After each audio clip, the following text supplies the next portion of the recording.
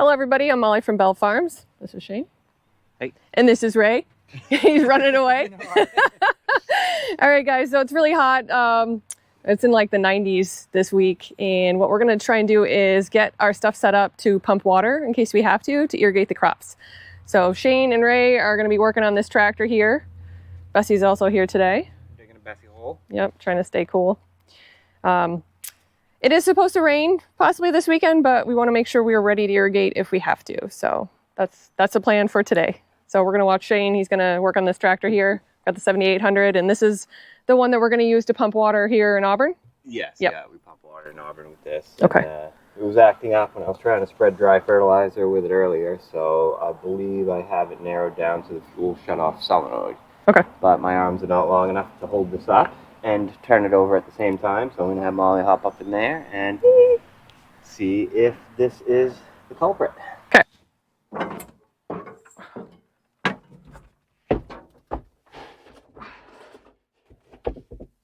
Okay.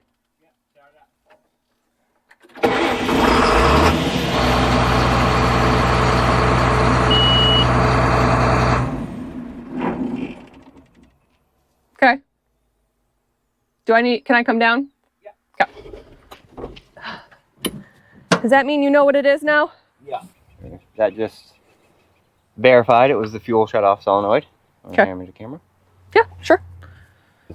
I'd already tried bypassing the wires here because we have a Murphy board in this tractor. So what that means is when we're pumping water, if the engine oil pressure of the tractor drops, or if it overheats, or if the water pressure drops, in case a pipe blows or something like that, it will shut the tractor off so that you don't continue pumping water if something's wrong. So I bypassed that to verify that it was not that, and then after messing around with it for a while, this is the fuel shut-off solenoid, so it is up in that position like that while the tractor's running, and to shut it off, it goes down like that. So this was not getting pulled up, so that's why it would not run. So I'm going to call Presque Isle and see if I can get one coming. Okay. That's that. All right. On to the next thing. So you can't get this fixed until you have that part, is that right? Well, I mean, I can run it, but okay. All right. The Murphy board wouldn't work. So okay. I'm not pumping water with something that's not going to shut off. Okay. All right. All right. So we're going to Hull Farms to go pick up the fertilizer spreader. And I think I'm going to be shuttling Shane around a little bit. Yeah. I don't know. There's a lot going on. So I'm actually going to be leaving tomorrow to go visit my father in Ohio. So I'm going to try and get this video out to you guys pretty soon. But I'm going to try and get something out before I leave so you guys have something to watch. All right, guys. So we're over here at the seed trial plot, and we've got some plants that are in blossom. So we're going to check these out and see how they look. Got the potato blossoms here. So these are the first plants to start blossoming. And looking at this little section here. Pretty bushy plant too. So. Yeah, you can see, I don't know if you remember, I was talking about how each row was a different variety, and you can kind of see that with the ones that have flowered and the ones that haven't, you know, and the height of the potatoes too. So pretty cool. It's hot this week. This variety does not seem to enjoy the heat as much as the others. Yeah.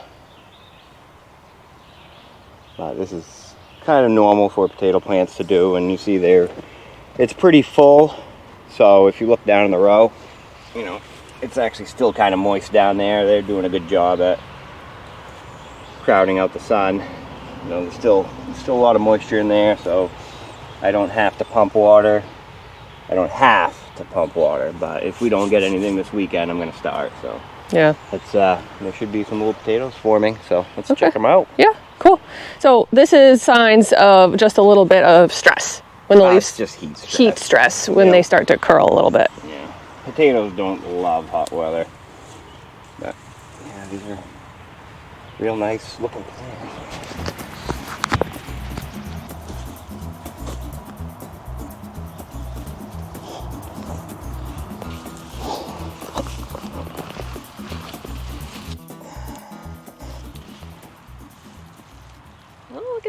that. Look at that already. Great. So our last update was probably, what, 3 weeks ago with this? Probably. And then so, like we were talking last time, it's these little shoots where the potato grows right at the end. So you can see there was those little curls last time. Here's the one just starting. Mm-hmm.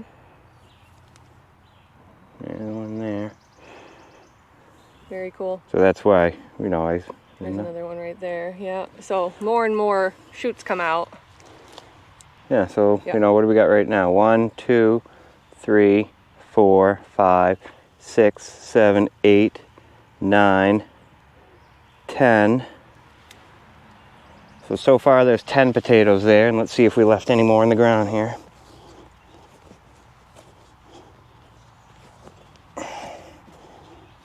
No. So right now there's 10 potatoes on this plant, so, for everybody that was curious as to how many potatoes you get. And there's still more probably going to come. Yeah, they'll probably end up setting again. Yeah. Cool. So that's this variety. Those look nice. Let's see. Let's go check out another one. But yeah, look at those plants. That's nice. 3 feet tall there. Wow. Yeah. Very good. All right. So yeah, let's see what we've got here. And for those people, thinking with potato blossoms and pollinators and stuff, I do not believe that the potato blossoms, I don't think they really have much to do with the actual potato.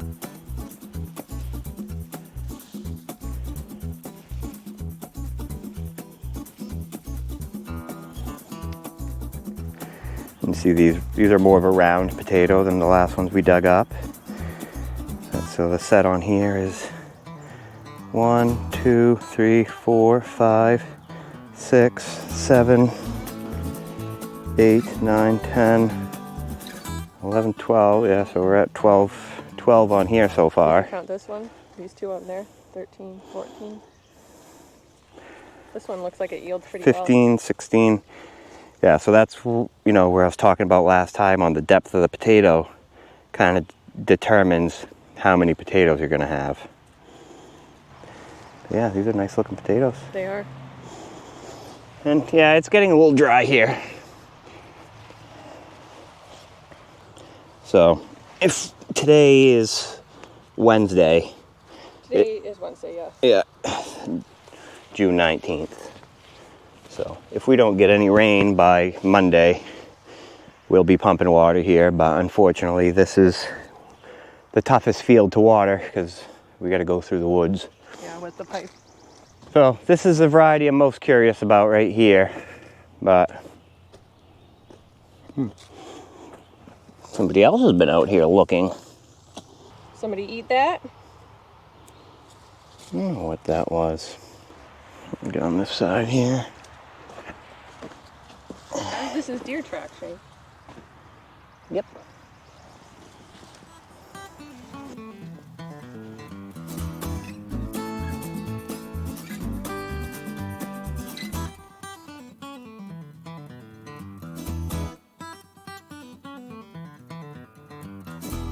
So 1, 2, 3, 4, 5, 6, 7, 8, 9, 10, 11, 12, 13, 14.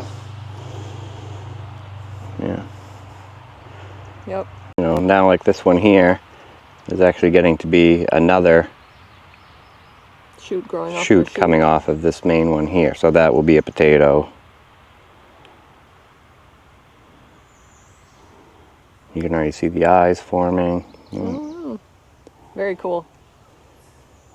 All right, guys, so it is very hot here today, and the camera just overheated while we were trying to show you guys the potatoes in that little seed plot there. So everything is looking really good. Really excited to see how these varieties are growing. It's exciting to see the little potatoes already.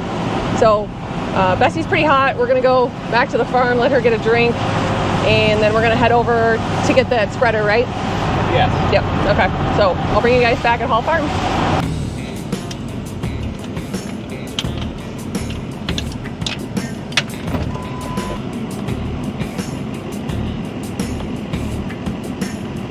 And we'll unlock the gate.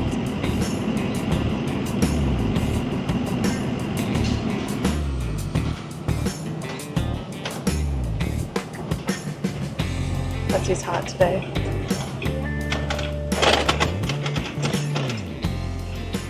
So we're taking a look at the grain corn here up at Hull Farms. Just a good little side-by-side that, corn actually is considered a grass. That's interesting. Yeah, I mean, I can see it. Well, it's getting there. We'll make the old knee-high by the 4th of July deadline. I think we're already there. Nice and clean, though. Yeah, looks good. So the field is pretty clean as far as weeds go. The only real other plants you see growing in here are grasses. And, I think generally speaking, most herbicides are either work towards like broadleaf or grasses. So in potato ground, it's easier to get rid of grass, and corn ground is easier to get rid of broadleaf. Okay. So because corn is in the grass family, you cannot spray something on there to get rid of grass. Things are looking pretty good here. It's a little bit light in that area. So just deficient in something? Yeah, the jury's out on what's causing that. Yeah, we're having some issues. Theories. Yeah, having some issues with a little bit of just different colors in the field. So we're trying to figure out exactly what is causing that. We got a couple different ideas, so we're working on that right now. So we're gonna let Bessie take a little swim. There's a little pond over here. Looks kind of yucky, but there's nettle everywhere. These dogs refuse to swim. I don't know. Maybe I should take Houdini in the river today. That would be kind of fun. So this little pond here was dug initially for thoughts of possibly using it for irrigation, but it never finished and never came to be. But it's a nice little... It's a nice little refresher for Bessie. Nice little creature. Yeah, it's a little creature haven up here. So there's duckweed in there. I don't know, those lily pad thingies. There's probably fish in there. Could be. What do you think, girl?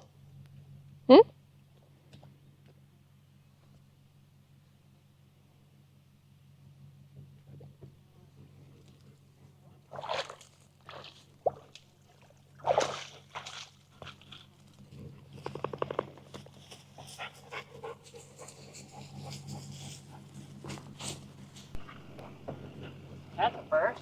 What? Battery dead. Oh, really?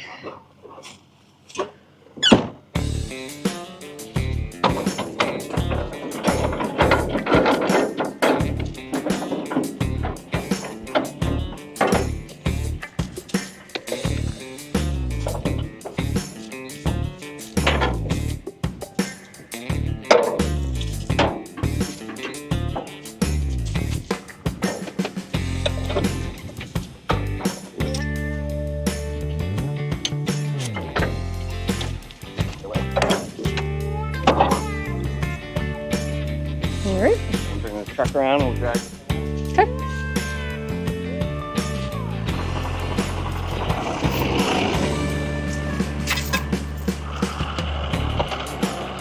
Go, Beppy. Go, Bess.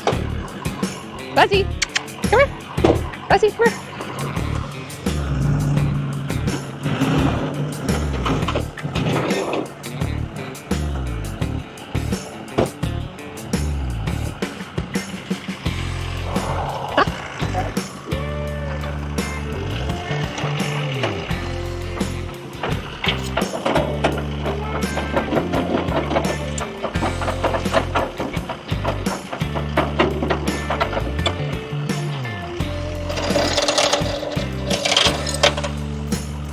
Back me up.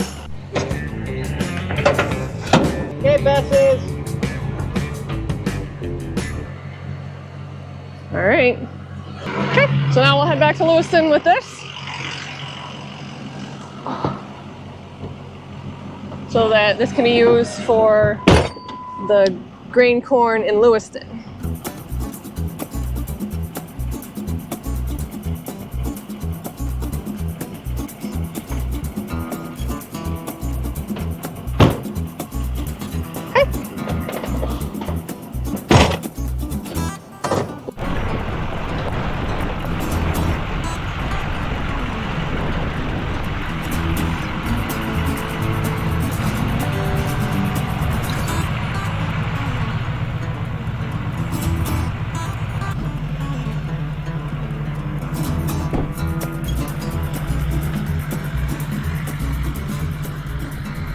Alright guys, so we are over here in the 100-acre field, and this is where we showed you the potatoes coming out of the hills in that first update video.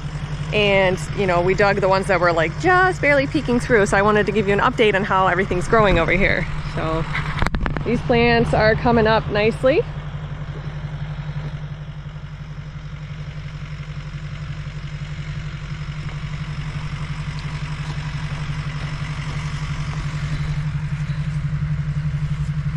So yeah, things are looking good.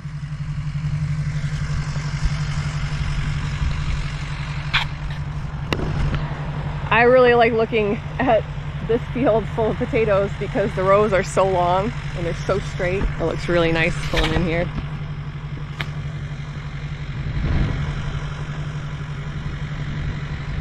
All right guys, just a little update here. I'm not gonna dig any of these potatoes, but things are growing. They're around a foot tall, and this is the last potatoes that we planted was in this area right here. So things are moving along. I don't think it'll be too long before everything will be blossomed, hopefully in a couple weeks, maybe a little longer for these. So still on our way back to Lewiston.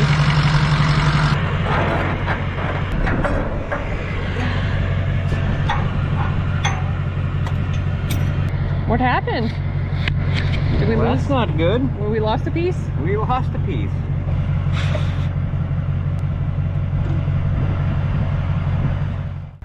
Okay, so we're over here in Lewiston, and we want to show you guys what the bean plants are doing since we showed you the corn and the potatoes.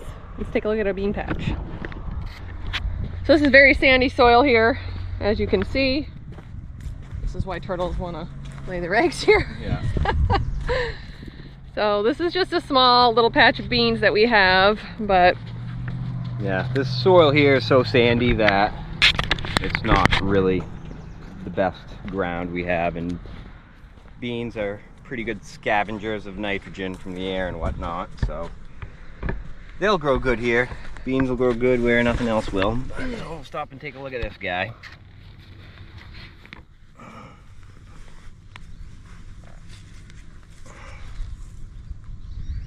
I was hoping to get the seed on there still. no, we missed it, huh?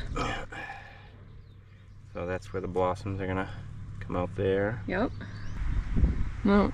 That's the root system on these guys anyway. Okay. Yeah, I mean, pretty healthy looking. Yeah. So how long do we think it'll be before we actually have some green beans in this little patch? July? July something. July something. We're probably looking at what, like July 4 weeks? 1, July 30. Sometime in July. How's that for an answer for you? And then right over here too, this bunch of deer tracks here. Deer are one of the biggest issues with beans. Yes. So there were some questions about, you know, do we have issues with wildlife and how are we going to protect our crops from being eaten? And there's not a whole lot you could do. Try to keep the deer population in control. Yeah. That's pretty much where we're at. I mean, we've had fields of beans before, you know, 4 or 5 acres, and it literally looked like you went across it with a lawnmower. I don't know what it is about these plants, but they will just walk right down the row and They will eat the whole plant. like right over here. You know, you look, you see deer tracks right here. Well, these plants right here chopped off. Took a bite off there. Yeah, bite off Took a here. bite off there. Took a bite off there. Yeah, they just walk through Just and follow the follow the tracks trails. home. And you see what they're eating. Boom. Then right here, you know, from here all the way to here, they ate the top of all of these off. And I mean, you can follow their tracks right across the field. And that's just one deer walking across this field one time. Yeah. When it comes to corn, our biggest enemy is bird damage and worm damage. So we do have an integrated pest program that we work with the University of Maine, and they help set traps in the fields that will catch insects, and whatever we're seeing in the field is what we will treat for. We don't put a blanket down for anything and everything. We only treat for things that are actually active in the fields causing issues. So that's just you know, to give you guys an idea. I did want to mention that we are conventional growers, that we grow everything without using Roundup, or what's the other thing called? Glyphosate. Oh, I was having trouble with that word earlier. But so we don't use any Roundup or glyphosate, and everything is conventionally grown. Yeah, no BT corn. No BT corn. So you might be familiar with like Roundup Ready corn. This stuff is all conventional, and we do not use Roundup. So it's nice to be able to market that, and you know, a lot of the local farmers in the area will buy our grain corn to feed their animals because of that reason. So this is the bean update. We should be getting blossoms on the beans pretty soon. All right guys, so I think that's gonna wrap it up for this crop update video. I know that we just did another one of those, but things are growing fast. As far as the water goes, this tractor needs a part, so Shane's gonna get to that probably tomorrow, and he'll start getting things set up to start pumping water. So we do have 4 different pumps that we use for irrigation. We have the 2 that are the pivots, and then we have 2 that we hook up to hard hose travelers. So we'll get to show you guys that stuff pretty soon, which is exciting. But I did want to say thank you to everybody who's watching, and please like and subscribe, and I will catch you guys later.